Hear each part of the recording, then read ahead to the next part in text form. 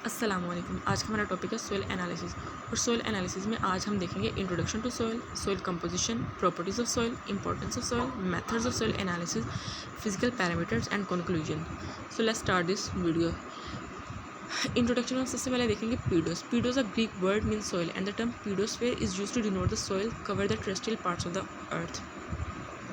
पीडो जो है वो एक ग्रीक वर्ड है जिसका मतलब है सॉइल, और पीडोस्फीयर एक टर्म है जो डिनोट करती है ये जो अर्थ के ऊपर टेरेस्ट्रियल कवर है ना, यानी सॉइल का कवर, उसको। इसके बाद है pedology. Pedology is the science of soils and the methods of studying and analysing soils and soil processes are an integral part of it. Pedology जो है वो एक साइंस है जिसमें हम सॉइल्स और जो मेथड्स होते हैं उसको, सॉइल को स्टडी करने के जितने भी मेथड्स होते हैं उसको हम इसमें स्टडी करते हैं। नेक्स्ट है कंपोजिशन ऑफ सॉइल। अब कंपोजिशन ऑफ सॉइल में हम क्या देखेंगे? कंपोजिशन ऑफ सॉइल में हम ये देखेंगे कि जो सॉइल है वो किन चीज़ों से मिलकर बनती है, यानी किन चीज़ों पर जो है वो ये मुश्तमिल होती है। तो ये जो सॉइल है वो मिक्सचर होती है इनऑर्गेनिक मटेरियल का, ऑर्गेनिक मटेरियल का, वाटर का और एयर का। यहाँ पे एक ग्राफ मैंने बनाया हुआ है जो इनकी परसेंटेजेस को जाहिर कर रहा है। यानी कि अगर हम मिट्टी लें, मतलब अगर हम उसका 100% लें तो उसमें से जो 40% होगा वो इनऑर्गेनिक मटेरियल होगा, 10% ऑर्गेनिक मटेरियल, 25% सॉइल वाटर और 25 रिमेनिंग जो होगा वो सॉइल एयर होगा।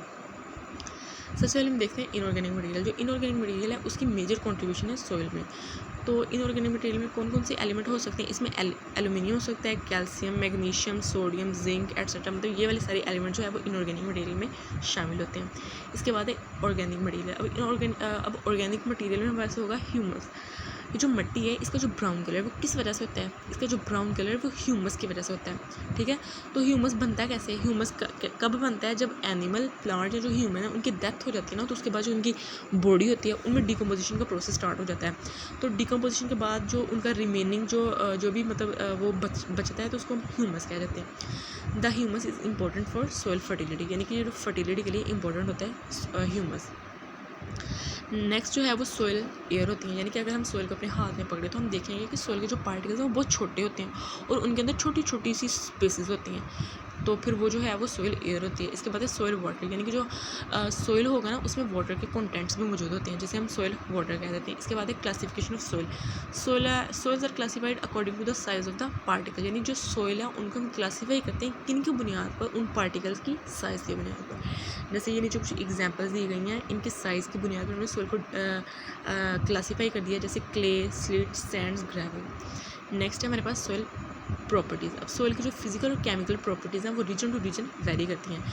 क्यों वेरी करती हैं? क्योंकि जो सॉइल की फिजिकल और केमिकल प्रॉपर्टीज़ होती हैं वो डिपेंड करती हैं ज्योग्राफिकल लोकेशन पर, द पेरेंट मटेरियल पर, क्लाइमेट पर और the type of weathering process पर। यानी कि जिस तरह का इलाका होगा, जिस तरह का वहाँ का क्लाइमेट होगा और जिस तरह के वहाँ पे वेदरिंग प्रोसेसेस होंगे, उसी तरह की उसकी जो है वो केमिकल और फिजिकल प्रॉपर्टीज़ होंगी।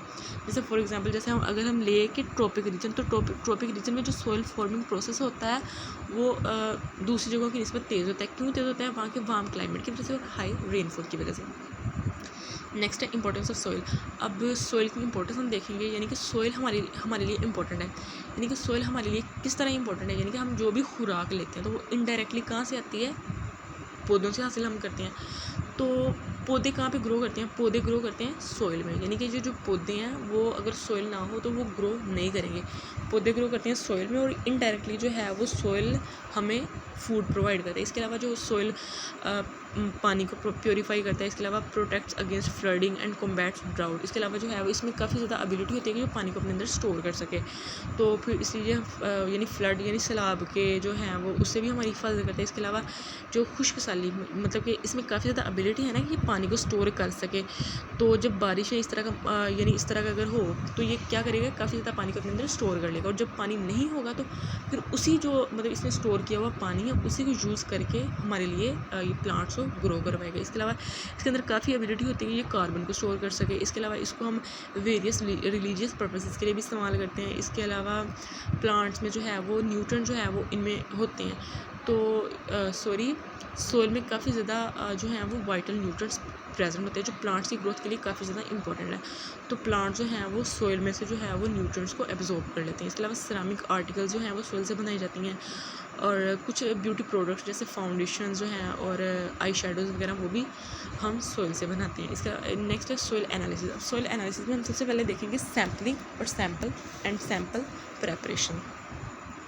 जो सैम्पलिंग प्रोग्रामिंग होती है इसको बहुत ही केयरफुली मतलब हमें प्लान करना पड़ता है। क्यों? क्योंकि जो जो कंसनट्रेशंस हैं वो सैम्पल टू सैम्पल वेरी करती हैं। थिंग्स टू कंसिडर, किन चीज़ों को हमें सैम्पलिंग के दौरान कंसिडर करना चाहिए, इसमें सबसे पहले है डेप्थ ऑफ सोइल सैम्पलिंग। जो डेप्थ ऑफ सोइल सैम्पलिंग है वो डिपेंड करती है कि किस एम के लिए जो है वो हम ये सैम्पलिंग कर रहे हैं। यानी कि जैसे फॉर एग्जांपल कि अगर हम एग्रीकल्चर क्रॉप न्यूट्रिशन के लिए कर रहे हैं तो जो इसकी लेंथ होगी वो होगी 20 से 25 cm तक, क्योंकि ये जो रूट है ना वो 20 से 25 cm तक जो है वो न्यूट्रिएंट्स को अपटेक कर सकती हैं। इसके अलावा जो है वो हम अपर लेयर को भी एनालाइज करते हैं। क्यों एनालाइज करते हैं ये देखने के लिए, जैसे सोइल की जो है वो सरफेसेस है तो उसका मतलब सोइल की सरफेस पर एटमॉस्फेरिक डस्ट पार्टिकल्स होते हैं, प्रोटेंट्स वगैरह, फर्टिलाइजर, पेस्टिसाइड्स वगैरह प्रेजेंट होते हैं।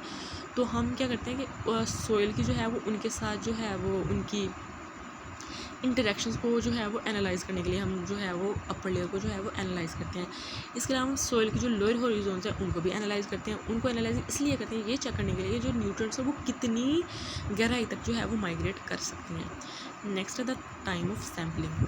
ये सबसे इंपॉर्टेंट है टाइम सैम्पलिंग में, ठीक है। यानी कि अगर हम सैम्पलिंग करें तो उसमें जो सबसे इंपॉर्टेंट स्टेप होगा वो हमारा टाइम ऑफ सैम्पलिंग होगा। ये सबसे ज़्यादा इंपॉर्टेंट फैक्टर है। क्यों इंपॉर्टेंट फैक्टर है? क्योंकि टाइम के साथ साथ जो है वो न्यूट्रिएंट्स की जो अवेलेबिलिटी है वो इंक्रीज़ करती जाती है। जैसे फॉर एग्जांपल स्प्रिंग और समर में जो है वो फास्ट फूड की जो अवेलेबिलिटी है वो इंक्रीज़ कर जाती है। इसी तरह सोइल सैम्पलिंग के लिए जो हम मतलब जो काफ़ी ज़्यादा मेथड्स हैं जो जिसमें रैंडम भी हो सकता है और सिस्टमेटिक भी हो सकता है। यानी कि अगर हमने बहुत ज़्यादा बड़ी फील्ड की मतलब उसमें से जो सोइल है उसकी अगर हमने एनालाइज़ करना हो तो हम क्या करेंगे, इतना बड़ा फील्ड है तो हम सारी मिट्टी को तो नहीं ना एनालाइज़ कर सकते, तो हम क्या करेंगे उसमें से कई रैंडमली किसी जगह से जो है वो सैंपल को कलेक्ट कर लेंगे। तो ये जो होगी वो मतलब रैंडमली हम वहाँ से इतना सैंपल कलेक्ट कर लेंगे।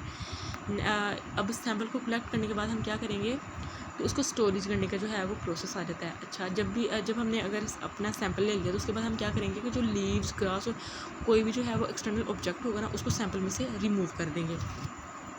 उसके बाद जो सैंपल होगा, अगर हमने सैंपल को कलेक्ट करना है ना तो उसके लिए हम कुछ टूल्स यूज़ करते हैं, जिसमें जो होगा वो स्टेनलेस स्पून्स हैं, स्कूप्स या स्पेड्स वगैरह हैं। तो ये टूल्स हैं जो हम सैंपल को कलेक्ट करने के लिए इस्तेमाल करते हैं। But sample should be stored in glass containers filled to the top.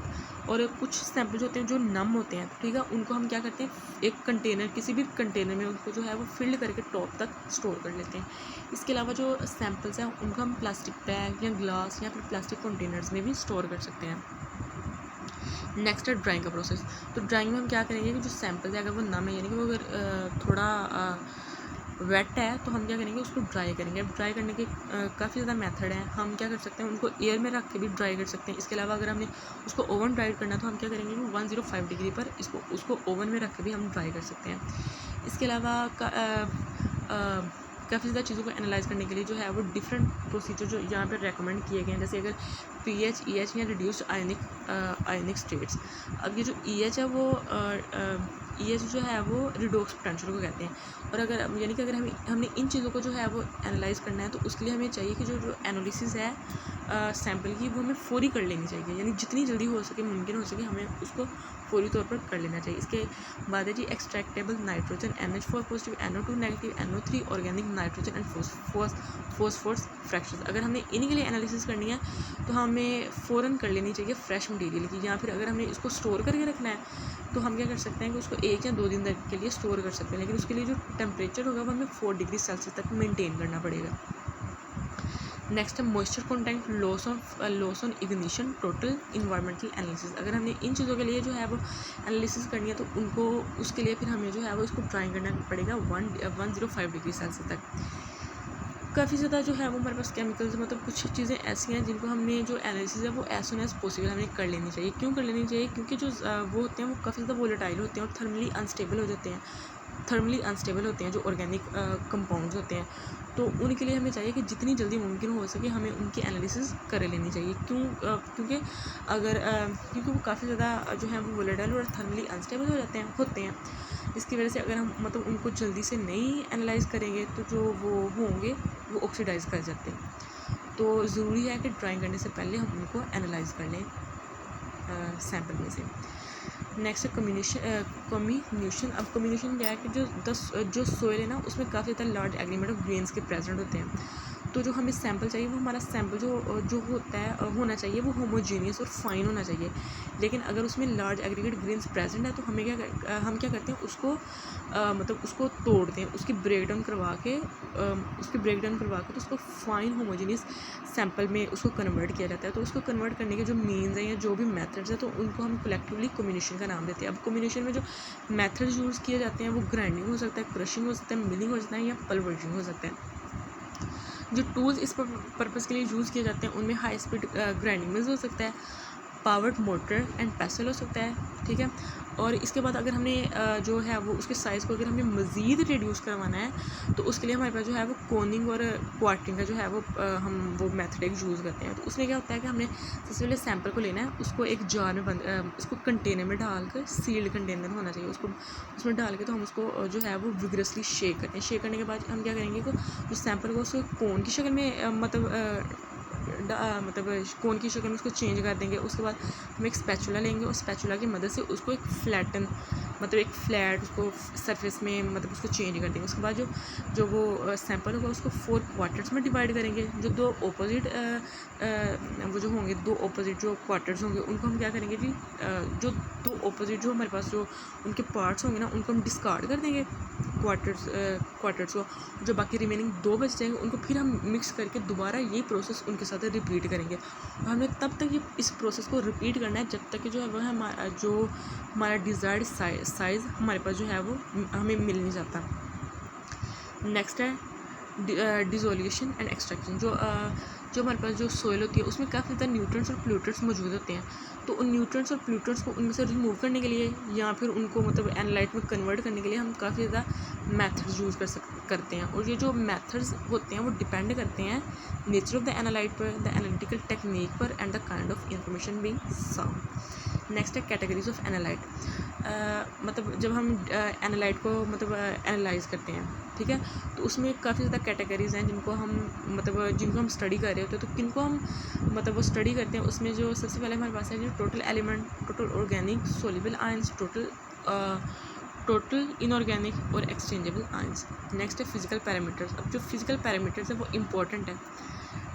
किस चीज़ के लिए इंपॉर्टेंट है? सोइल टेक्सचर के लिए, स्ट्रक्चर एंड टाइप। यानी फिजिकल पैरामीटर में हम किन चीज़ को स्टडी करते हैं? सोइल टेक्सचर को, स्ट्रक्चर को और उनकी टाइप्स को। Commonly determined physical parameters include, सबसे पहले हमारे पास होगा जी bulk density, the dry weight of a unit volume of soil expressed in gram per cm। यानी कि जो हमारे पास जो सॉइल होगा अगर हम उसको वॉल्यूम को एक्सप्रेस करेंगे तो हम किस यूनिट में एक्सप्रेस करेंगे? ग्राम पर cm में। Bulk density is inversely related to pore space. Bulk density can be used to determine if the soil has the physical characteristic required for plant growth and other uses। अब जो इसकी bulk density है वो related है यानी inversely related है किसके साथ जी? pore spaces के साथ। इसके अलावा जो है वो हम bulk density को क्यों स्टडी करते हैं, क्यों जो है वो इस करेक्टरिस्टिक को स्टडी करते हैं, ये देखने के लिए ये जो प्लांट हैं उनमें जो ग्रोथ करवाने की कितनी एबिलिटी है। Bulk density is equal weight divided by volume. Weight को हम ग्राम में ज़ाहिर करेंगे और जो वॉल्यूम उसको cm में। इसके अलावा इसके बाद है हमारे पास specific gravity, the ratio of mass of a given volume of soil to the mass of an equal volume of water. Specific gravity is directly related to the bulk density and it can be used in much the same way to characterise the soil quality. अब specific gravity क्या होती है? ये ratio होती है। किस चीज़ की ratio होती है?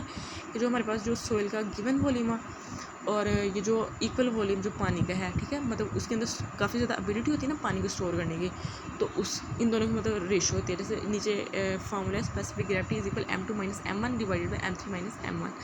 अब m1 क्या है, m2 क्या है, m3 क्या है? m1 है वेट ऑफ एम्प्टी बोतल, m2 क्या है? वेट ऑफ बोतल कंटेनिंग द सॉइल। यानी कि जब हम इसको एनालाइज करेंगे ना तो हम क्या करेंगे, पहले हम एक बोतल खाली लेंगे, उसका वेट करेंगे तो वो हमारे पास होगा m1। इसके बाद हम उसी बोतल में जो है वो सॉइल को डाल देंगे तो फिर दोबारा उसका वेट मेजर करेंगे तो वो जो वेट होगा वो हमारे पास m2 होगा। और अगर हम उसी बोतल में जो है वो पानी को ऐड कर दें, यानी कि पानी को ऐड कर दें तो फिर वो जो उसका मैस होगा उसको हम m3 कह देंगे। इसके बाद है वाटर और moisture content. The measurement of water और moisture content is important in the analysis of soil environmental sample but especially in soils because of many essential roles that water plays in soil system water act as solvent and transporting agent essential for plant growth. Next है water और moisture content, यानी कि पानी में कैसे ability होती है water और मॉइस्चर कंटेंट को स्टोर करने की। तो इसको भी हम स्टडी करते हैं ये देखने के लिए कि इसमें कितनी एबिलिटी है, क्योंकि जो कितनी एबिलिटी है कि अगर हम इसमें प्लांट को ग्रो करवाएं तो इसमें कितनी एबिलिटी है कि जो न्यूट्रिएंट्स हैं उनको प्लांट्स कितनी इजीली इसमें जो है वो न्यूट्रिएंट्स को अपटेक कर सकते हैं। मतलब इस एबिलिटी को चेक करने के लिए जो है वो हम वाटर और मॉइस्चर कंटेंट को स्टडी करते हैं। नेक्स्ट है हमारे पास loss on ignition. Loss of sample on ignition can serve as a rough indicator of the amount of organic matter present in the sample. Loss on ignition में क्या होता है कि ये जो है वो एक इंडिकेटर है जो इंडिकेट करता है कि जो सैंपल है इसमें कितना ऑर्गेनिक जो है वो मैटर प्रेजेंट है। Result of quantitative chemical analysis based on dry ashing procedure are usually reported as loss on ignition. Next हमारे पास पार्टिकल साइज। तो soil texture is determined by particle size on the size of particle soil are classified as silt, gravel, sand, stone and clay. पीछे भी हमने पढ़ा है कि जो सोइल होता है उसको हम उसकी साइज़ यानी उसके जो पार्टिकल्स हैं उनकी साइज़ की बुनियाद पे जो है वो उनको क्लासीफाई कर सकते हैं, जैसे slit, gravel, sand, stone and clay वगैरह में। नेक्स्ट है पीएच। पीएच उसको कहते हैं पीएच होती है पावर ऑफ हाइड्रोजन को। अब pH is equal minus log of H positive ion की। ज़्यादा हम जो है वो डेप्थ में नहीं जाएंगे, वैसे हम देख लेते हैं। जो पीएच होती है वो 0 से 14 तक होती है, ठीक है।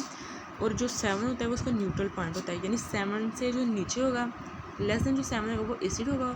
और जो अगर कोई चीज़ है जो उसकी जो है वो पीएच 7 से ज़्यादा है तो वो बेसिक या फिर अल्कलाइन होगा, ठीक है। यानी pH 7 neutral, pH less than 7 acid, या फिर अगर पीएच मोर देन 7 है तो वो बेसिक या फिर अल्कलाइन होगा।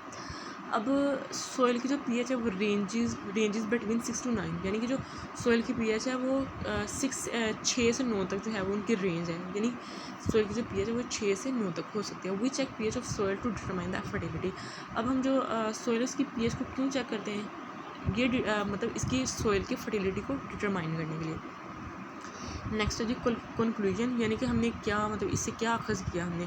Soil sampling and analysis can be highly informative from a well conducting soil sampling even can be useful in monitoring changes in soil fertility, developing fertilisers recommendations and improving on farm nutrient efficiency. अच्छा, अब हम जो soil sampling या analysis करते हैं तो हम क्यों करते हैं, ये स्टडी करने के लिए कि ये जो सोइल है उसमें कितनी एबिलिटी है प्लांट्स को ग्रो करवाने के लिए, या फिर कितनी एबिलिटी है बाकी सारी चीज़ों के लिए। यानी कि जो सोइल है वो इम्पोर्टेंट है ना हमारे लिए। तो हम क्या करेंगे कि इसकी डिफरेंट प्रॉपर्टीज़ इसको एनालाइज करेंगे, इसकी एबिलिटीज़ को चेक करेंगे, इसमें पानी को कितनी स्टोर करने की एबिलिटी है। इन सारी चीज़ों को चेक करने की मतलब इनको एनालाइज करने का हमारा मकसद यही है कि हम जान सकेंगे ये जो सोइल है उसकी कितनी एबिलिटी, उसके पास कितनी ताकत है कि वो मतलब हमें जो है वो फूड वगैरह जो है वो प्रोवाइड कर सकती है। तो यही मतलब इसको ही देखने के लिए जो है वो हम इसकी एनालिसिस करते हैं। आई होप सो कि काफ़ी इन्फॉर्मेटिव होगा। तो अल्लाह हाफिज़।